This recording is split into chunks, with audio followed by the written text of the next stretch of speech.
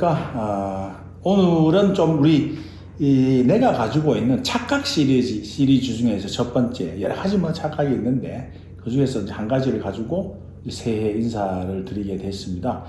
이런 좀 유사과학 이야기는 아니고, 좀 이렇게 좀 과학적으로 증명된 여러 가지에 대해서 좀 말씀을 드리려고 하는데, 우리가 이제 착각이 많아요. 책도 오늘 많이 가지고 왔는데, 이게 생각한다는 착각.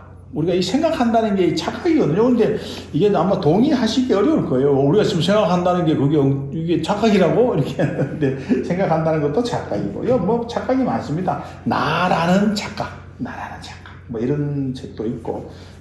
많아요. 이게 다 이제 수많은 저자들이 여러 가지 연구 데이터들을 모아서 이제 지식의 착각. 이런 것도 있고. 또 이것도 이제 유명한 정신과사분이 있었는데, 제정신이라는 착각. 이게 우리 사는 게, 사람은, 내가 제정신이 아니라고, 이게 이제 이렇게 하는 수인데, 이게 내가 보내는 다 착각인 거예요. 착각이고, 이건 이미 내과학적으로 증명된 바고, 또 보이는 세상은 또 실제가 아니다. 이거는 양자역학적으로 지금 우리 눈에 보이는 게, 우리는 여기서 기차도 보고, 집도 보고 한데, 이게 다 실제가 아니다. 이런 이야기를 하는 양자역학으로, 까르로 로벨리라는 되게 유명하신 분이고, 저는 양자를 잘 모르지만, 촉근 이론가, 그 다음에 공변 양자장 이론이 지금 양자의 두 거대 산맥이더라고요.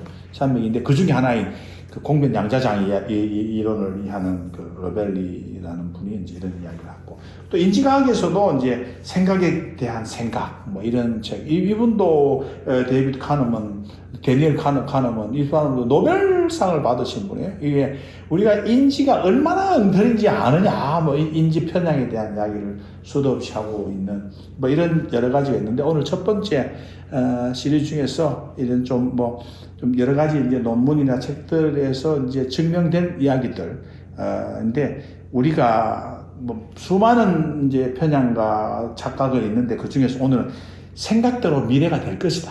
내가 예상대로 될 것이다. 내 기대대로 될 것이다는 착각입니다. 대부분 사람들은 우리는 어떤 예상을 하고 기대대로 될 것이다는 생각하고 그걸 한단 말이에요. 그거 없으면 내는 혼란에 빠져요. 이거 어떻게 될지도 모르면서 어떤 일을 하겠어요.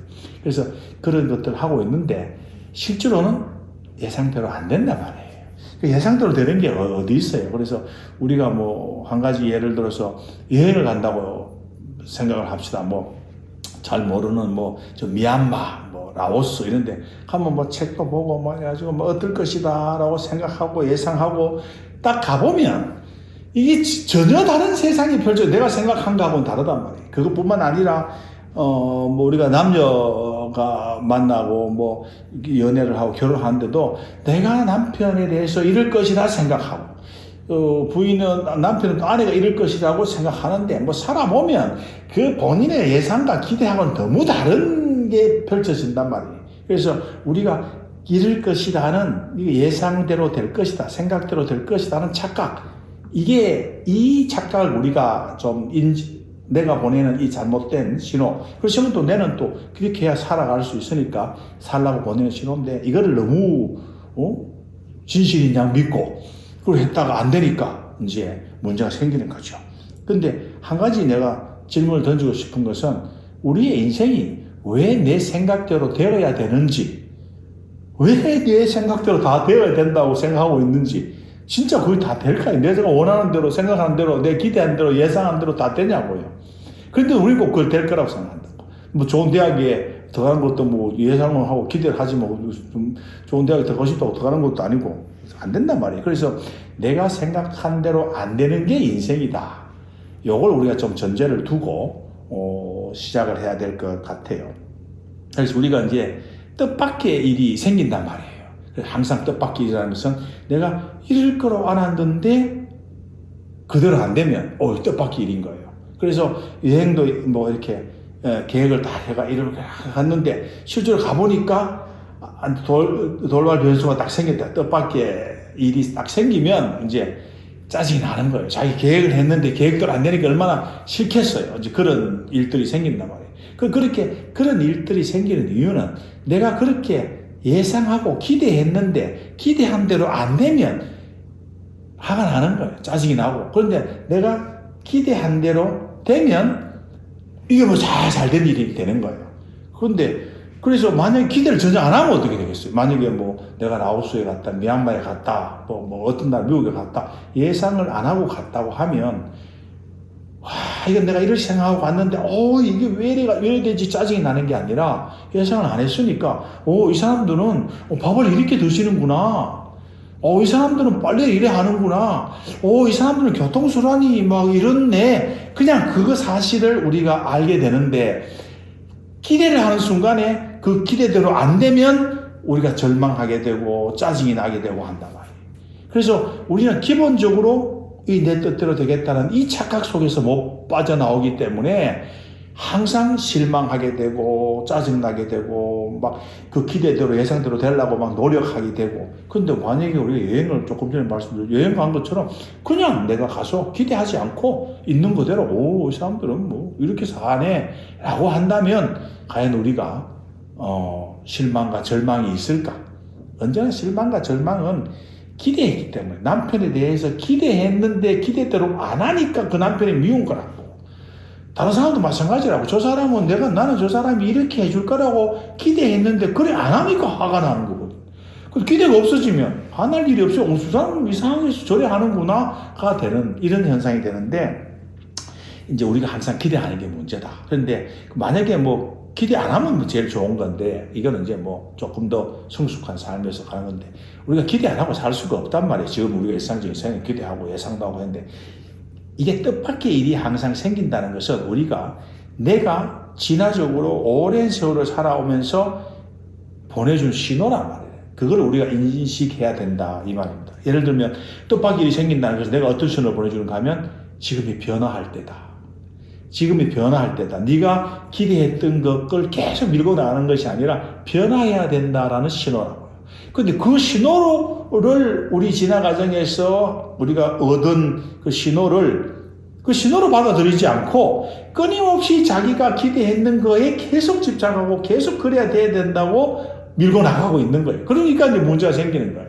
그러니까 나중 되면 막 더 큰 문제도 생기고 막 뒤죽박죽이 생기는데 우리는 항상 내 예상대로 예상대로 되어야 된다라는 것이 착각이다라는 것을 인식을 해야 되고, 그 다음에 예상대로 생기지 않는 인생을 살다 보면 예상대로 됩니까?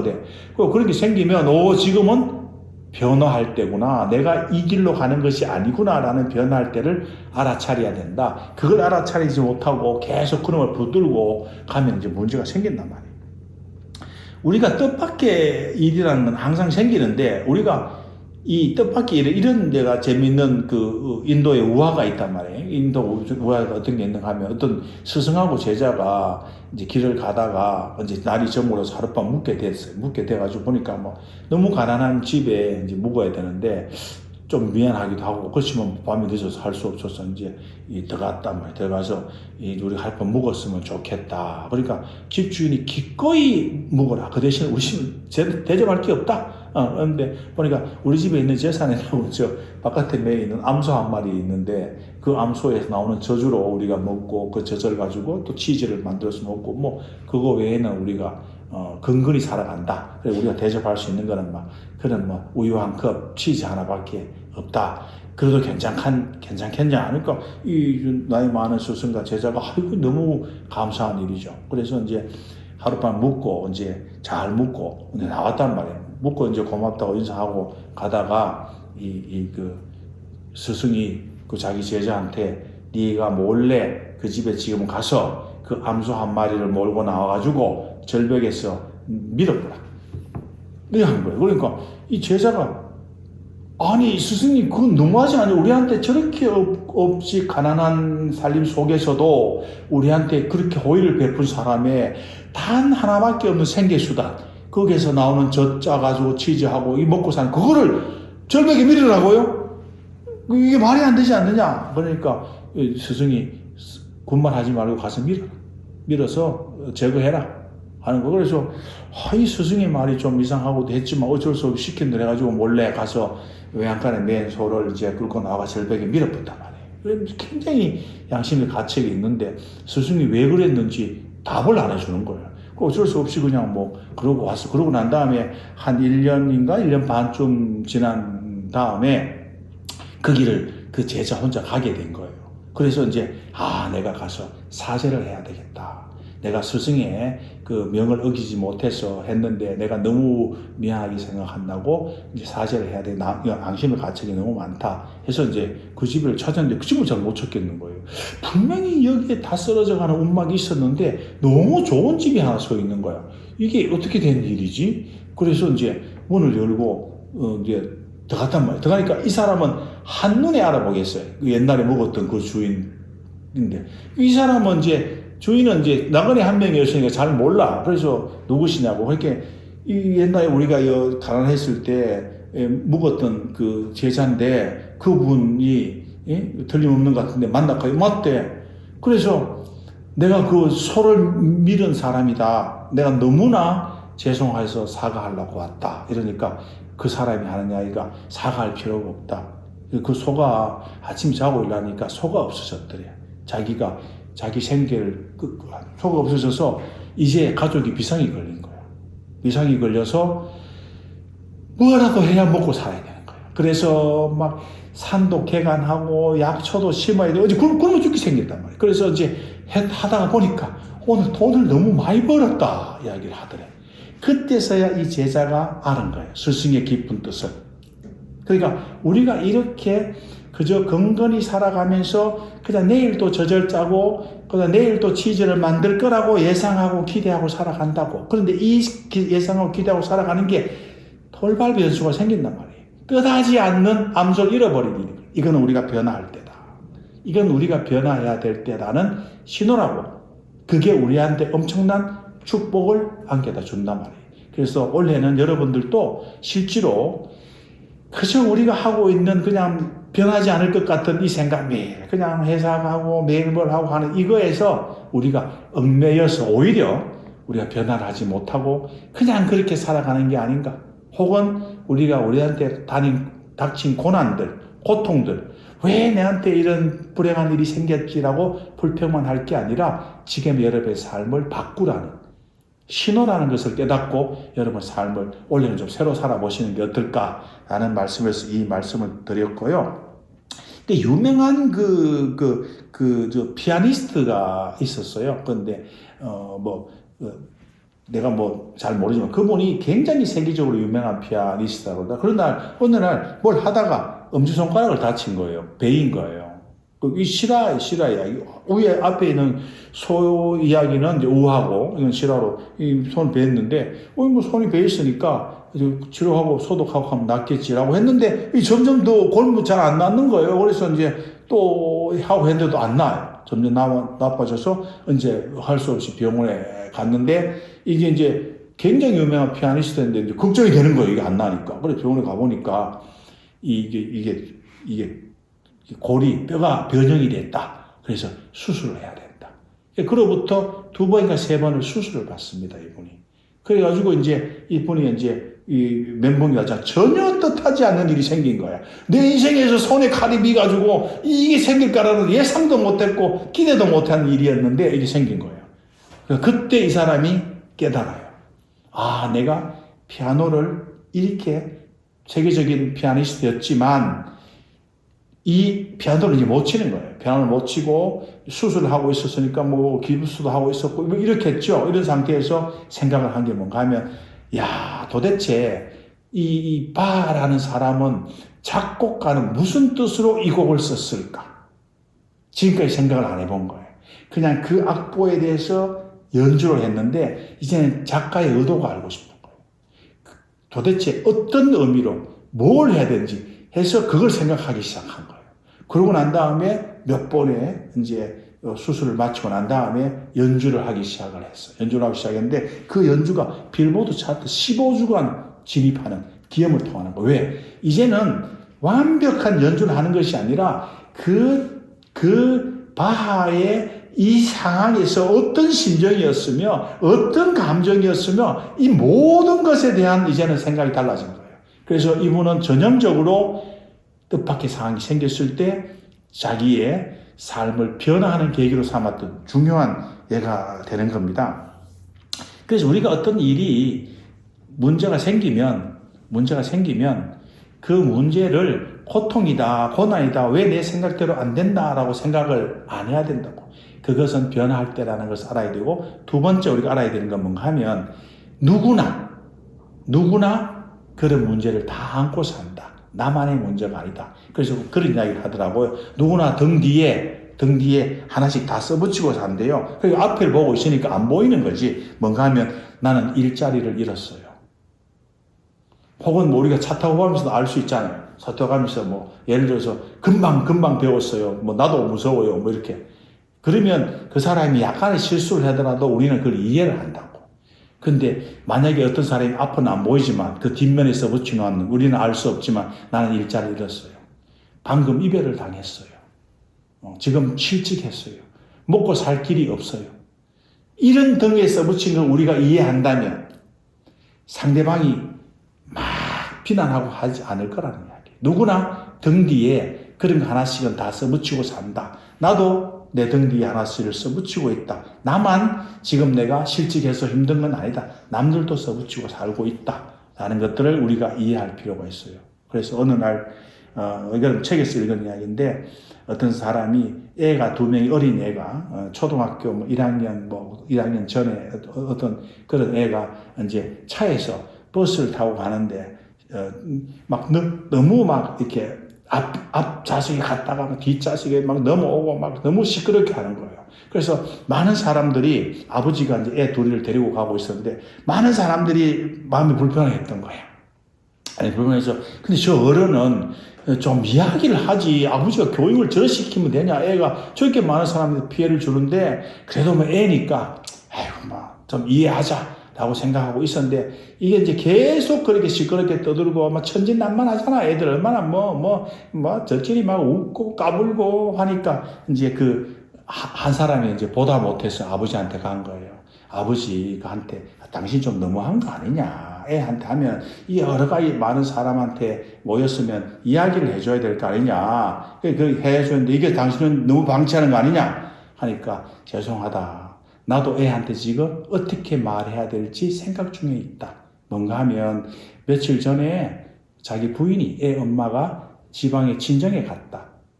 친정 새로 갔는데 어제 저녁에 엄마가 교통사고로 죽었다는 이야기를 들었다. 그래서 그 애의 엄마, 부인의 장례를 치르려고 애를 데리고 간다. 그런데 다시는 엄마를 보지 못한다는 말, 그리고 지금 애가 천진난만한 게 어쩌면 얘들 인생에서 마지막일 수도 있다. 그래서 내가 어떻게 말해야 될지 몰라서 나도 지금 고민하고 있어요. 라고 이야기합니다. 우리는 누구나 이런 인생에서의 뜻밖의 일을 겪는단 말이에요. 겪는데 다 있는데 내만 겪었다고 착각하는 거예요. 그러면서 상대방한테 함부로 한다고. 그 사람의 상황도 모르고 어떤 상태인지도 모르고 함부로 판단하고 함부로 하는 거. 이거를 올해 새해부터는 남을 함부로 판단하고 함부로 평가하지 않는 그 한 해가 되시면 좋겠다라는 생각으로 이 말씀을 드렸고요.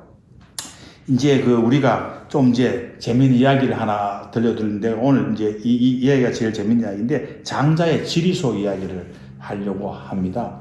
그런데 그 지리소는 어떤 건가 하면 이름이 지리소예요. 지리라는 게 우리가 다 알잖아요. 지림을 멸렬하다에서 왔다고 막 엉망진창인 거예요. 엉망진창인 사람 이야기인데 제가 한번 읽으면서 한번 해줄게요.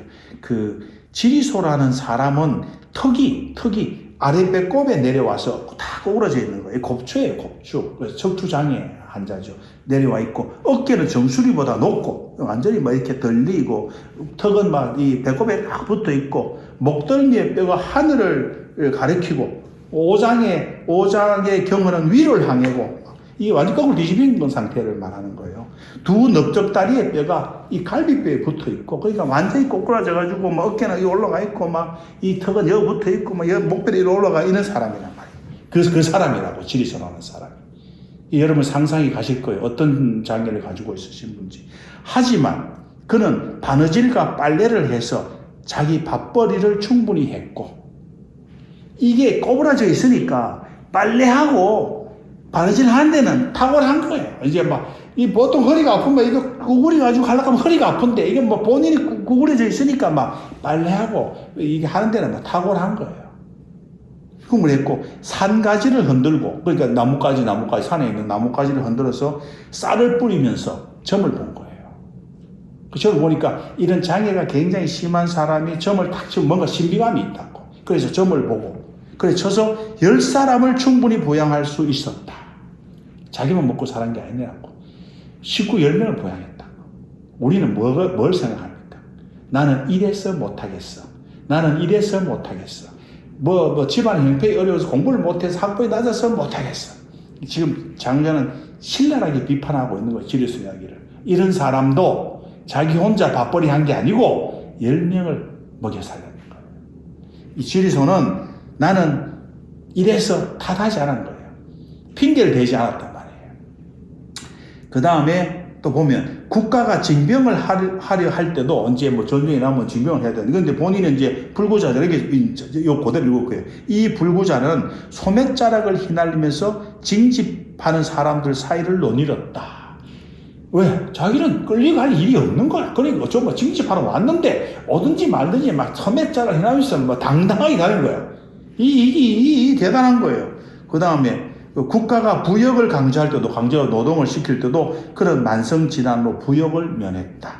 심지어 국가가 병든 사람에게 곡식을 나누어 줄 때도 이렇게 가난하고 이런 사람 곡식을 나누어 그때도 3포대의 쌀과 10묶음의 뗄나무를 받았다. 나는 안 받겠어 하는 게 열등감이라고. 오히려 그런 걸 안 받으려고 하는 게 오히려 열등감이에요. 그래서 당당하게 또 그걸 다 받는 거예요. 이러면서 이제 장자가 이야기해요. 무릇 자신의 몸을 불구로 만든 사람조차 자신의 몸을 기르고 천수를 다하는데 하물며 자신의 덕을 불구로 만든 사람은 말해서 덕을 불구로 만들었다 하는 것은 남들의 인정받고 남들에게 쓸모있는 사람이 되려고 노력하지 않았다. 그러니까 자기가 할 수 있는 일을 한다. 이게 스토아 철학에서 똑같은 이야기를 하고 있어요. 그 뭔 이야기냐 하면 세상이 내 뜻대로 되지 않고 틀림없이 내가 생각하지 않는 고난과 문제가 생긴 거라고. 그러면 대부분 사람들은 나만 그런지 알고 착각한다고. 그렇지 않고 다른 사람도 똑같이 사정이 있다. 그리고 핑계대고 있다고. 내가 이래서 잘못하고 지리소처럼 자기가 할 수 있는 걸 하는 거예요. 곱추가 된 상태에서 할 수 있는 걸 하고 우리가 스토아 철학에서는 할 수 없는 것을 하려고 하면 안 된다는 이야기를 하고 자기가 할 수 있는 걸 해야 된다. 지금 굉장히 중요한 거예요. 뭘 탓하고 이 고난 때문에 못하겠다가 아니고 지금 할 수 있는 게 뭐냐? 우리가 남편이 예를 들어서 좀 산 거지 맨날 잔소리해서 못 살겠어요. 그 남편 마음을 바꾸려고 하는데 못 바꿔.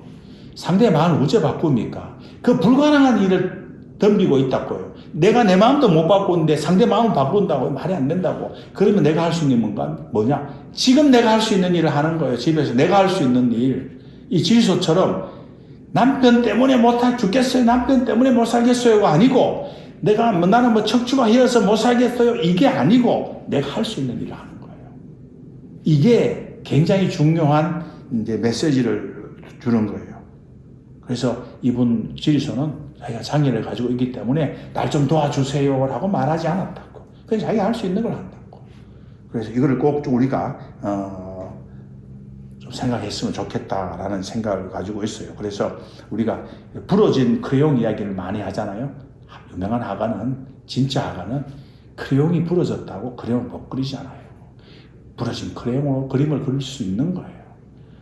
아무 도구가 없으면 해변에 가서 막대기 하나로도 아름다운 예술 작품을 만들어낸다고 우리는 끊임없이 핑계를 대고 있는 것 뿐이에요. 이래서 못한다. 집이 가난해서 못한다. 직장 상사가 성격이 더러워서 못한다. 오만 핑계를 다 대고 있는 거예요. 그래서 그런 거 될 필요 없이 내가 직장 상사가 성격이 더럽지 않다는 이야기를 하고 있는 게 아니고 그렇더라도 내가 할 수 있는 것을 한다. 이런 생각으로 원래부터는 자기가 할 수 있는 생각 을 하는 거예요. 언제나 우리가 생각했던 대로 기대했던 대로 인생은 펼쳐지지 않는다. 뜻밖의 상황이 생기면 변화하고 거기서 내가 할 수 있는 일을 한다. 내가 할 수 있는 일. 조건과 이런 것들을 상황을 원망하지 말고 내가 할 수 있는 일을 하는 거예요. 그래서 그렇게 하기 위해서는 우리가 조금 뭐라고 할까? 자기 마음 돌봄, 우리가 셀프톡이라고 이야기하는데, 자기한테 자기가 이야기하는 거잖아요. 이게 되게 이제 좀 도움이 되는 거예요. 실제적으로, 내과학적으로도 되게 많이 셀프톡은 도움이 된다라고 하고 있는데, 우리 그거를, 산스크리트어로 힌두교나 이런 데서 만트라라고 한다고, 만트라. 만이라는 말이 마음이라고 하더라고요. 만이 마음이고, 트라는 뭔가 하면 도구. 그러니까 자기 마음을 돌보는 도구다. 그 도구를 좀 이용한다. 그래서 많더라. 소위 말해서 그런 많이 하잖아요. 불교 같은 나무 간생, 나무 간생, 모살을 중얼거린다고. 그 셀프톡을 한다고. 예를 들면 기독교 같으면 하나님은 나를 사랑하신다, 하나님은 나를 사랑하신다.